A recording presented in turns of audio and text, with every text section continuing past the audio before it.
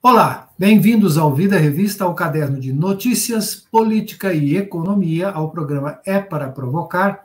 Hoje, 15 de outubro de 2021. Aqui comigo, como sempre, o jornalista Felipe Lima. Olá, pessoal. Olá, Sérgio, tudo bom? Mamãe é que fica assim, não, quando me pega de surpresa... Pode atrapalhar comigo. Eu não consigo acertar o ano, não sei o quê. Então, tá certo. Então, de fato, realmente, quando você para pensar, depois de um certo tempo que você vive, começa a misturar tudo. Mas, enfim, vamos lá, nossa indefectível vinhetinha. Vamos lá.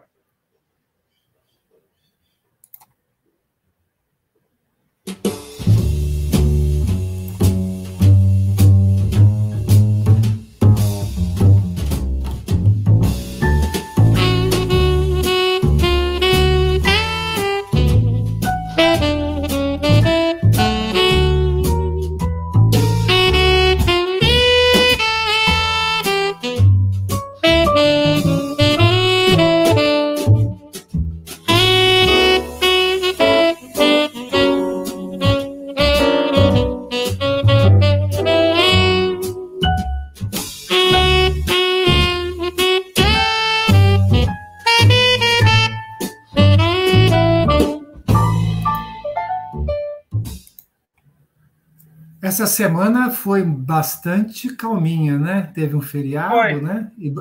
E Brasília, quinta-feira, ninguém mais está em Brasília. Pois é, ainda mais com o feriado, você imagine. Foi uma semana, assim, vamos dizer, bastante calma. E também o Bolsonaro não tem falado muitos absurdos, né? Ainda que ele tenha falado um grande de que definitivamente não vai tomar vacina, né?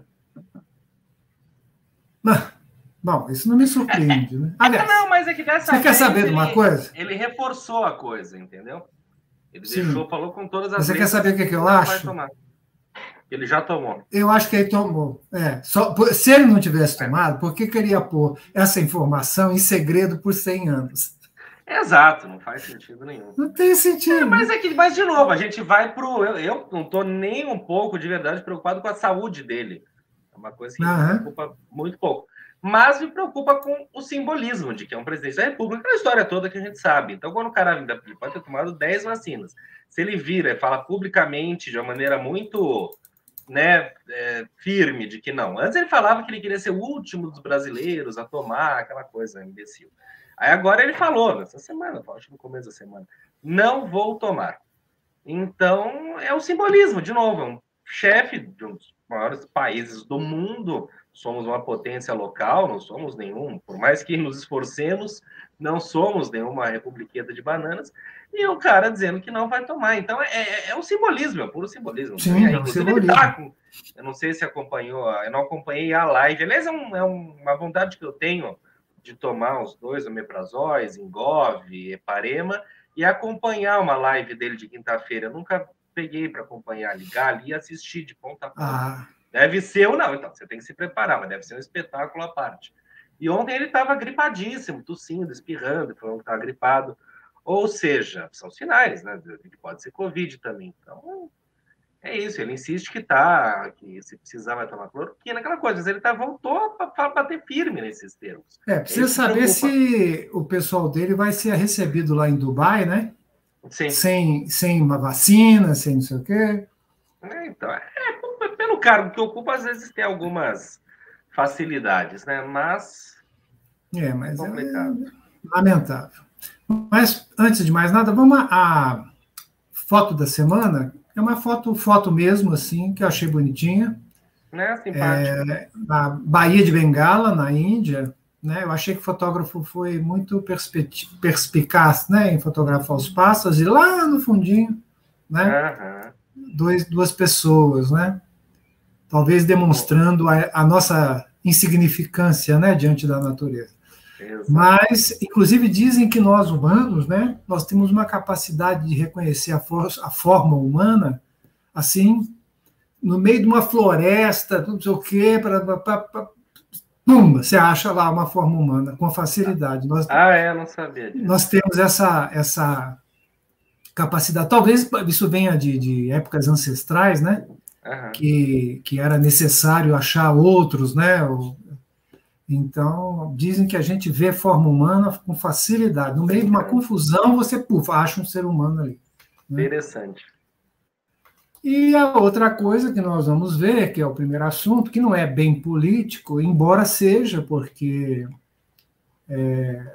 o objetivo desse programa é alertar as pessoas para o perigo que o meio ambiente, né,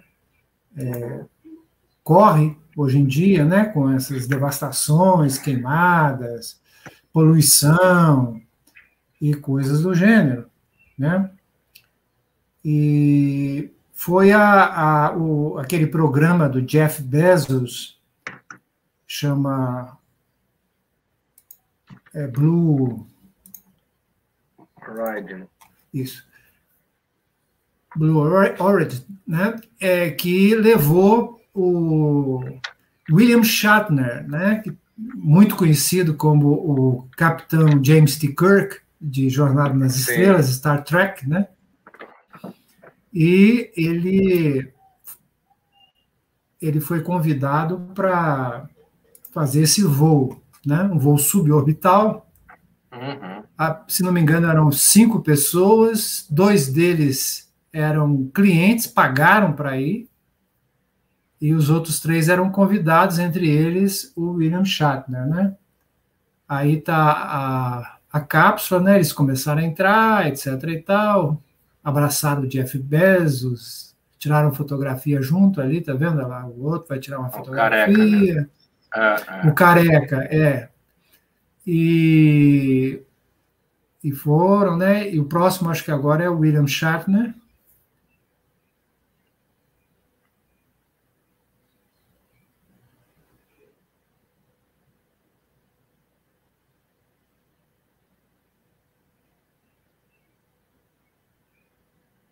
Isso, agora é o William Shatner, está cumprimentando.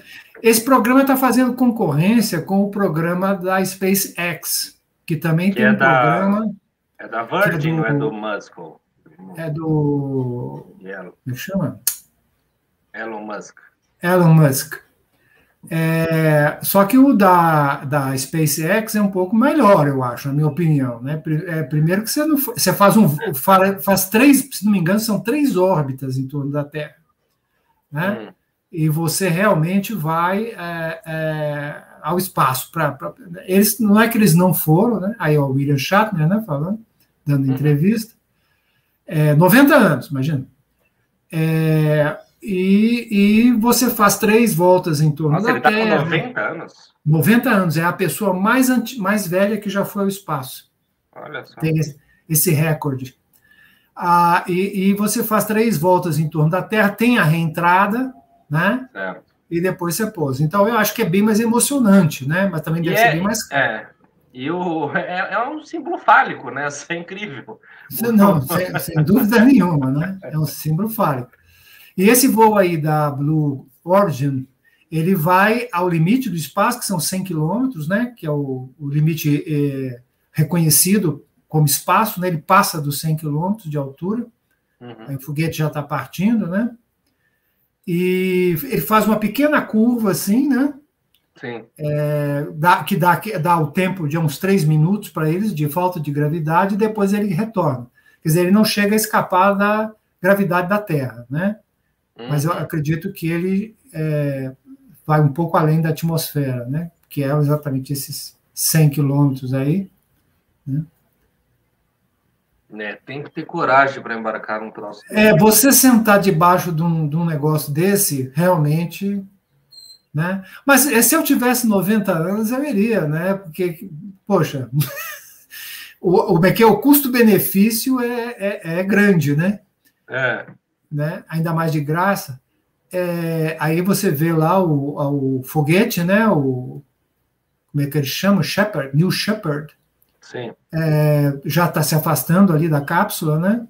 Aliás, eu acho que aquela lá em cima é a cápsula, e aí ele começa a descer, da mesma forma que o da SpaceX, o Falcon, ele também retorna à Terra e pousa em solo. Isso que torna, assim, entre aspas, econômico, né? Exato. O projeto.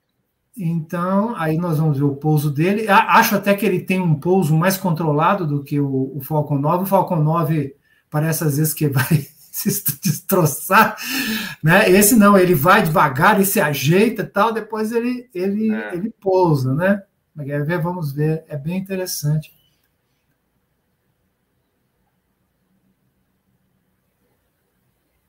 Isso é um novo conceito, né? Que está permitindo viagens mais baratas, né? Sim. Olha, tá vendo? Lá vem ele.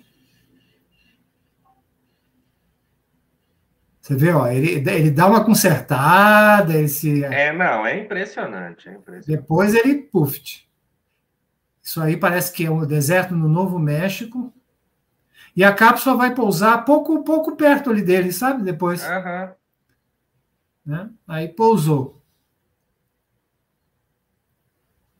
Muito. Eu não sei por que eles não transmitem imagens de dentro da cápsula.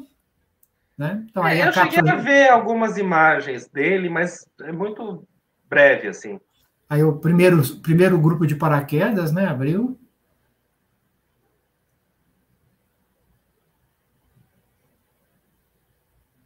Mas você vê que não dura muito tempo, né? A sua emoção é grande, mas... Não, exatamente. É um voo de galinha, quase. Eu preferiria o da SpaceX, aí já são os paraquedas principais, né? Eu preferi o da SpaceX, que pelo menos você dá 3 órbitas em torno da Terra. Então você vê... Esse é um grande pulo e volta, né? Isso. Exatamente. Né? Mas você chega a ver a Terra, né? De uma distância que dá para ver que ela é redonda. Que é importante hoje em dia. Hoje em dia é fundamental, né? E ela também pousa em solo, né? Olha aí que maravilha. O retrofoguete, antes de pousar, faz uma poeirada que é impressionante. E ela pousa ali a alguns quilômetros, talvez, do que pousou o foguete principal, né?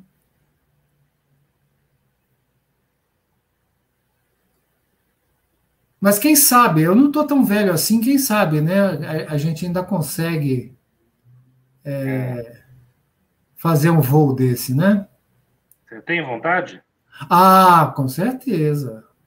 Você já pensou? Você vê o planeta assim com seus próprios olhos? Deve ser uma coisa impressionante. Aí está quase pousando, aí faz uma poeirada de fazer gosto.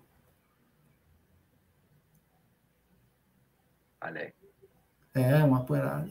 Aí eles saem, né, etc. e tal. O William Shatner é entrevistado. O cinegrafista foi muito infeliz porque faltou a ele um certo ar de comando, de direção, né? Porque a porta virou contra o sol. Tá vendo? A porta tá onde o rapaz está puxando esse negócio, que fez sombra, né?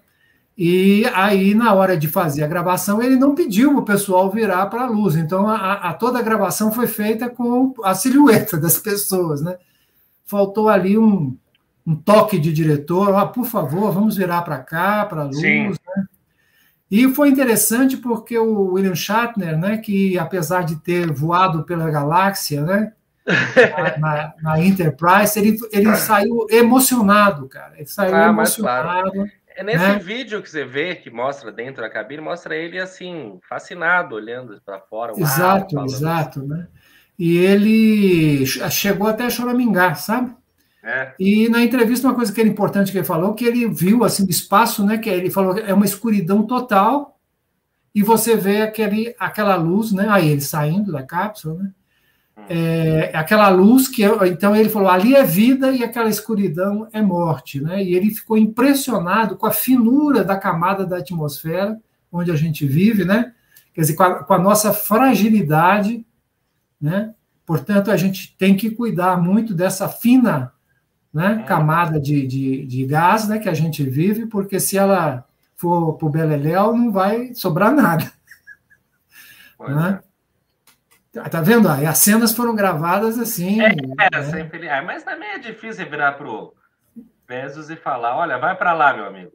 Eu acho que se eu estivesse lá, eu falaria: Mr. Bezos, please, I don't have light, please turn around. E pronto, ué. Qual o problema? Duvido que o homem ia ficar nervoso. Enfim, então foi isso aí que aconteceu ontem, né? Ou antes de ontem, sei lá. Eu não sei exatamente quando foi. Interessante, muito interessante. Mas acho que foi antes de ontem. Muito bem. Então vamos à nossa pauta de hoje. Bom, o Centrão. O Centrão.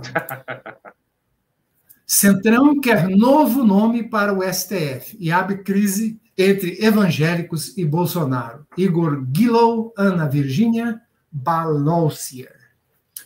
Né?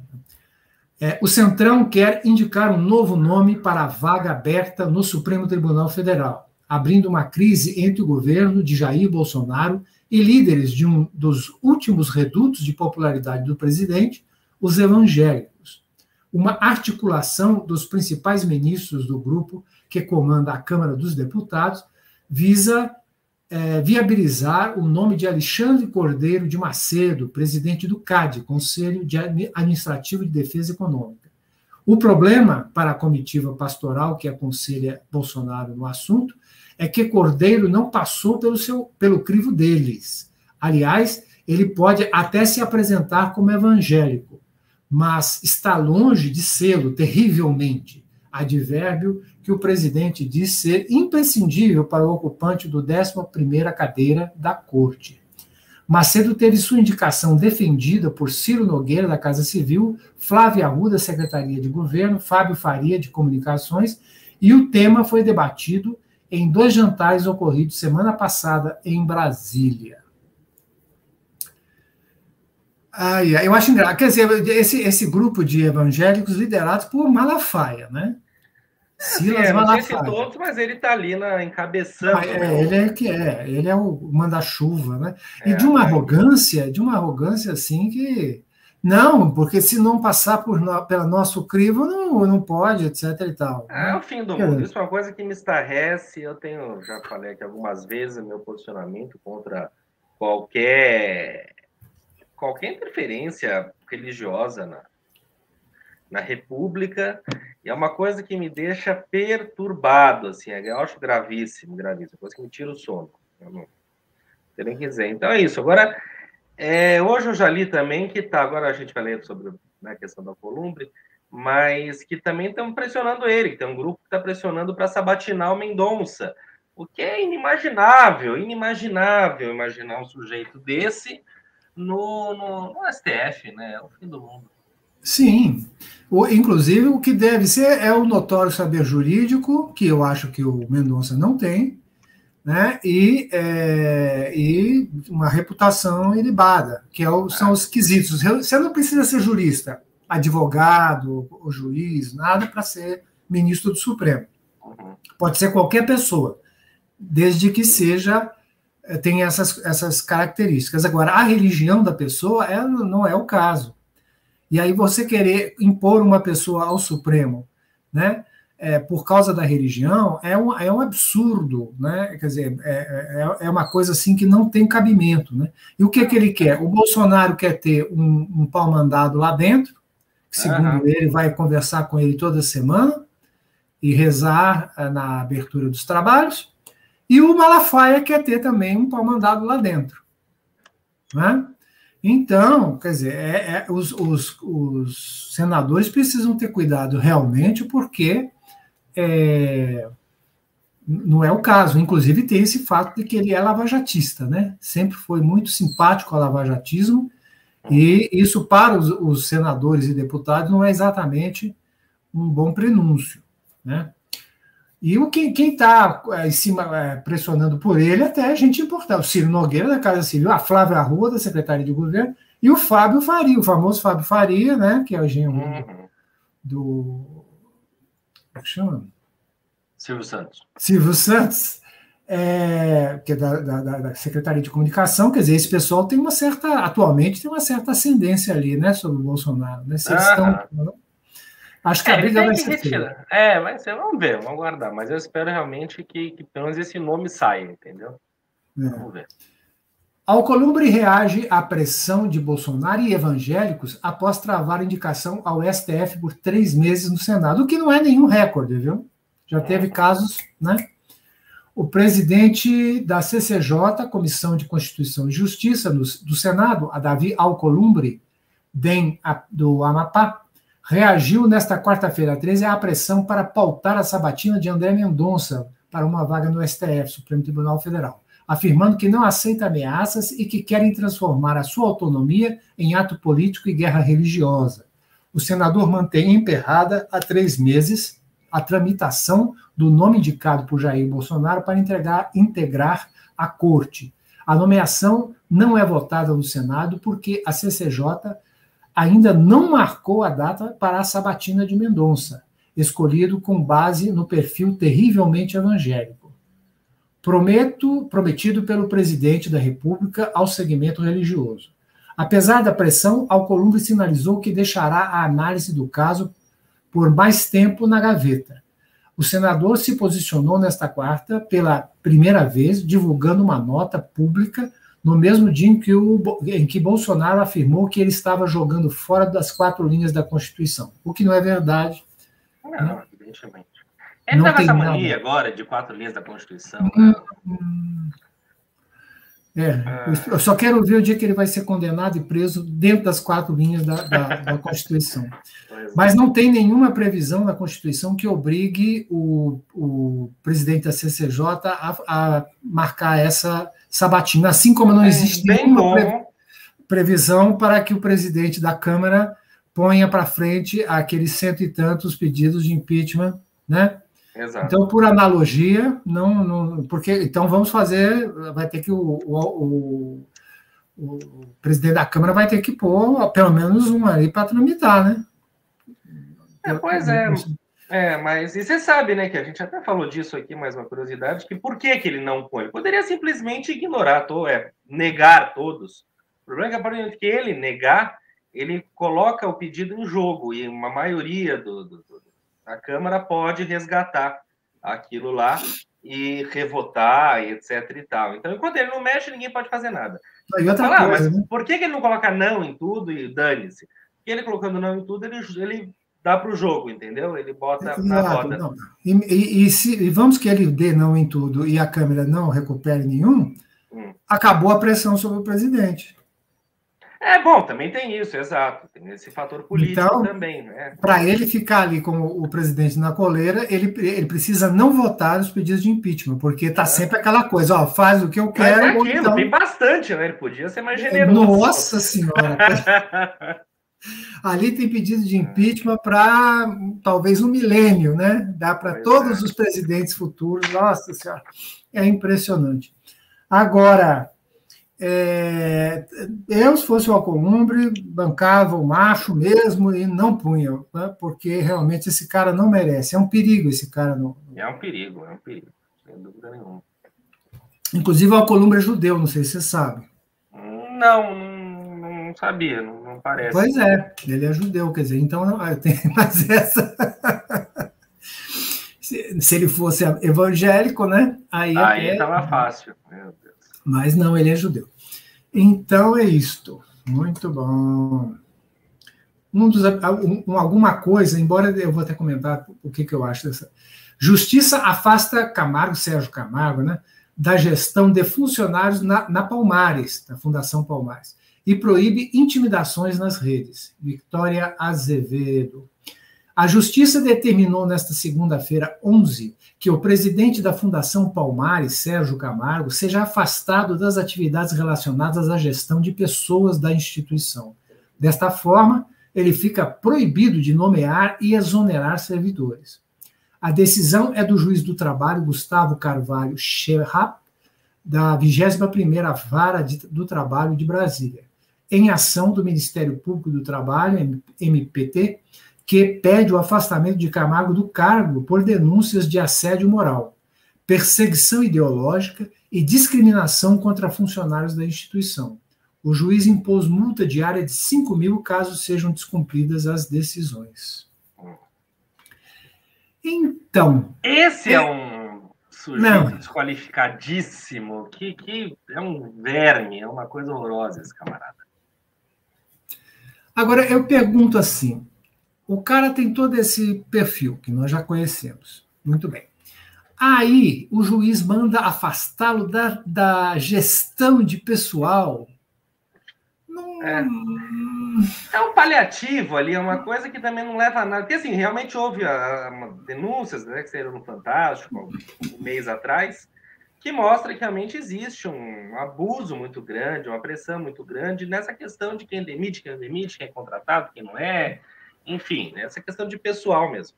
Mas acho que o que você vai concluir é um camarada que tinha que ser afastado da vida pública, né?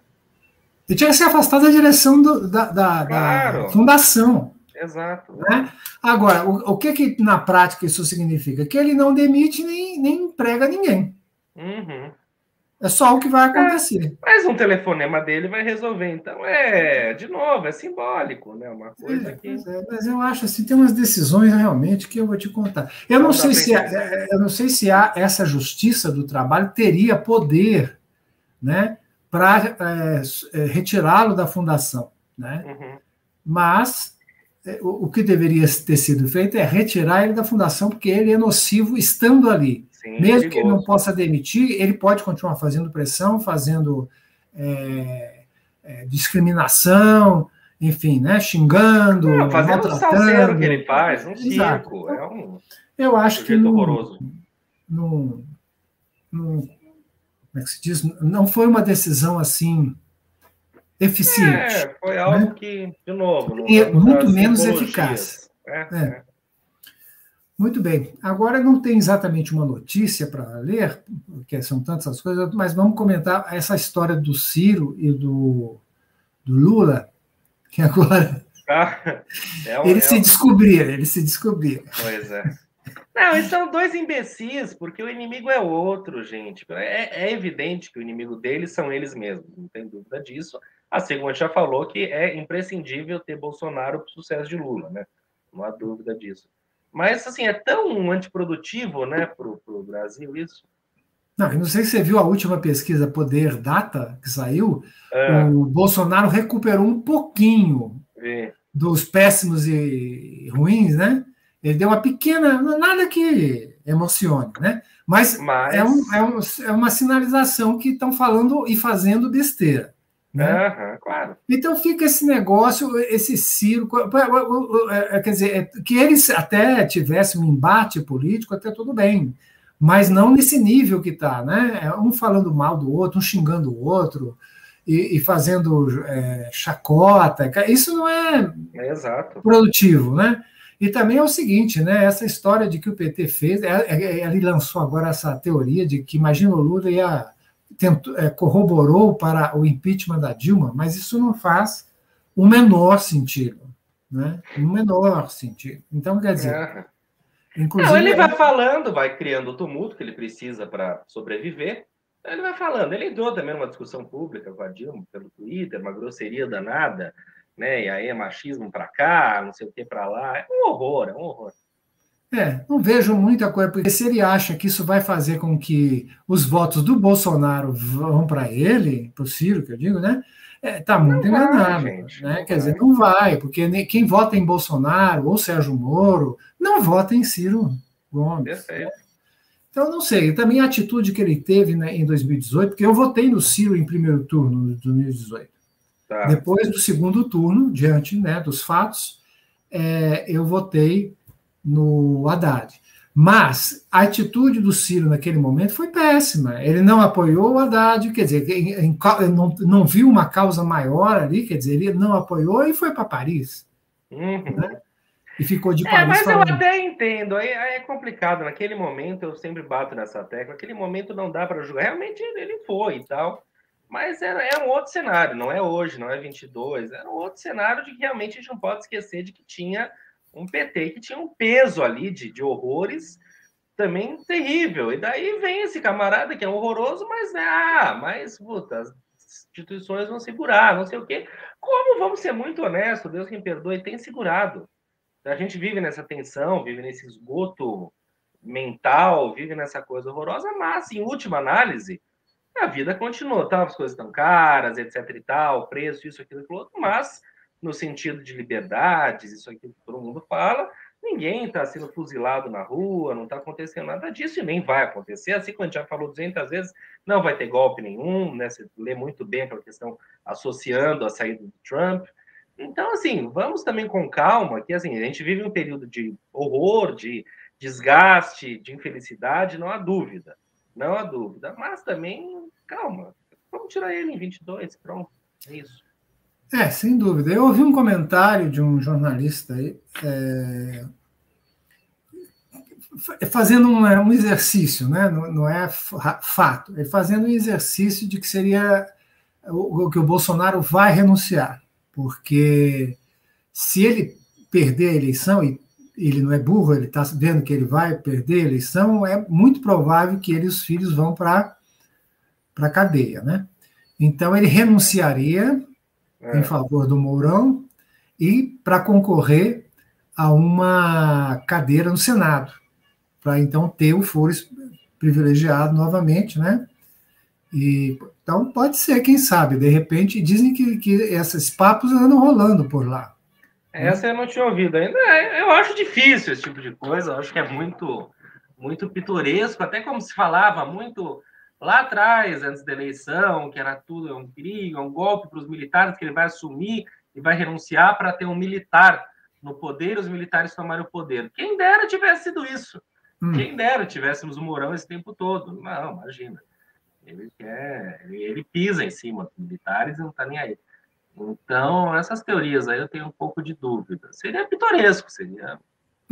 Ele tem até abril para fazer isso. Ele tem que se desincompatibilizar até abril se ele quiser concorrer a um outro cargo. Só se ele for concorrer a presidente, ele pode permanecer. Mas para outro cargo, ele tem que se desincompatibilizar em abril. O que daria abril, maio, junho, julho, agosto, setembro, outubro, novembro, dezembro, para o Mourão mostrar a que viria. Né? Que eu não sei também o que é. Eu acredito que seja algo bom, mas. Talvez não seja tão louco, né? Tão louco, mas eu também não ponho muita fé no Mourão, não, porque ele e o Bolsonaro não divergem das ideias, talvez dos métodos, mas não das ideias, né? Então é um problema. Mas a conferir, vamos ver se isso dá certo e vamos ver também se o Lula, principalmente, percebe que certas coisas que ele anda falando, para as pessoas entenderem o que parece que ele até divulgou o que seria aquele controle da mídia, né? Que ele passaria pelo Congresso, piriri, pororó, para dar uma mais. Quer dizer, então, parar de falar besteira seria importante. Sim. E parar de dar também corda nessa baixaria do Ciro Gomes, né? Para ver se não mela. Eu acho pouco provável que o Lula vá perder a popularidade que ele tem no momento, né? Mas aguardar começar o jogo, de fato. Porque, por enquanto, isso. Não tem muito nada definido. A gente não sabe quem vai de PSDB, a gente não sabe nada. Exato. Então, também dizem que o tal do Leite está avançando, inclusive aqui, né? Ele, inclusive, tem a minha simpatia, porque eu gosto do Dória, mas eu acho que o Dória ele se atrapalhou muito em diversas situações, e essa questão dele com o Alckmin praticamente saindo do PSDB, o que eu acho o fim do mundo. Então, ia ser maravilhoso ver, eu voto no Alckmin, sempre votei, ver o Alckmin se elegendo pelo PSD e a cara de tacho do PSDB que deixou isso acontecer. Entendeu? Então... o Alckmin é um candidato forte, né, para o governo de São Paulo. De imbecil para colocar um desconhecido como Rodrigo Garcia, que é um camarada competente, é um camarada sério, mas sinto muito. Não dá para brincar nessa hora, entendeu? Exato. Então, o Dória tem uma vocação muito grande para dono de partido, né? Ele deveria abrir um partido dele, né? Ia ser interessante. Não uma coisa colegiada, ele gosta muito de ser o dono do partido. Né? Outro também que, não sei, acho que tem feito uma política equivocada. Mas, de qualquer jeito, eu insisto, é muito triste para mim isso, mas eu acho muito difícil do do Lula perder essa eleição. A verdade é essa, a gente tem que ser honesto. Sim, mas o que eu gostaria é que ele ganhasse, então, já no primeiro turno, para evitar maiores bochichos. Desgaste, né? Desgaste. Mesmo porque alguma parte dos que votariam em Moro, talvez em Ciro, talvez em outros aí, no Mandetta, não sei mais o que, vão acabar indo para o Bolsonaro no segundo turno. Né? Ainda assim, o Lula vai ganhar, não resta dúvida, pelo que a gente vê por enquanto.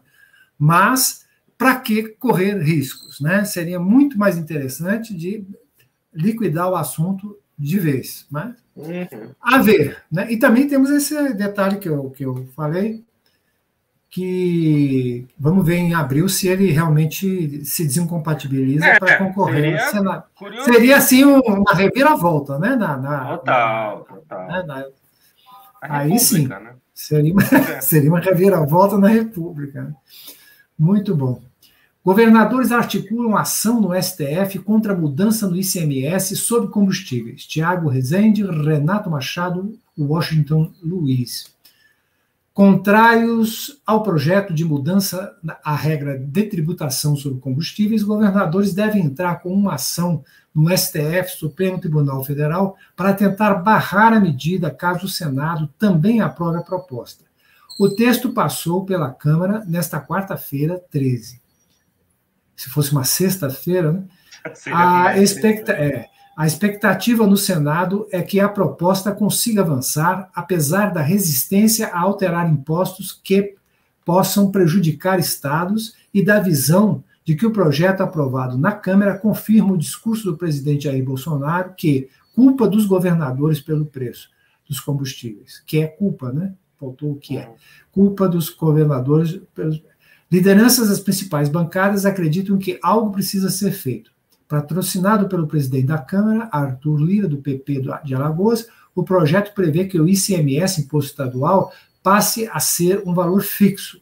Os estados e o Distrito Federal poderão definir. Então, isso é de uma burrice, de uma falta do que fazer, entende? Assim, o que vai conseguir?